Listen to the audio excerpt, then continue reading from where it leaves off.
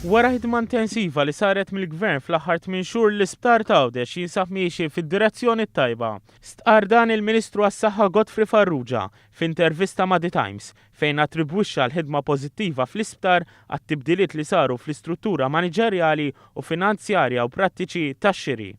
Mhux biss tjiebu dawn l-oqsma iżda anke proġetti bħal dak tal-kimoterapija li se tinfetaħ daqt flimkien ma' ċentru ta' matul il-jum.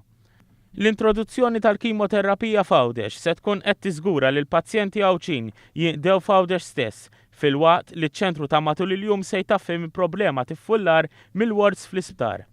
Is-swali tal-isptar jinsabu magħmra b'faċilitajiet sanitarji u notfa bi standards għoljin. Fid-dawl ta' dan it-titjib, il-President tal-Unjoni tal-Infermiera u l-Qriebel Paul Patch laqa dawn il-fatturi pożittivi għalkemm fl-aħħar jiem attakka lill-amministrazzjoni tal-istess sptar. Paul Patch saħansitra tenna li jekk l-Isptar Ġenerali ta' Għawdex ikompli avvanza u lest li jifraħ lill-Gvern li rnexxielu jieħu azzjoni fi żmien qasir. Ta' min ifakkar li sa ftit xurilu l-Isptar Ġenerali ta' Għawdex li kien wieħed tal-biki fejn l-Għawċin kienu meqjusa bħala ċittadini tat-tieni klassi.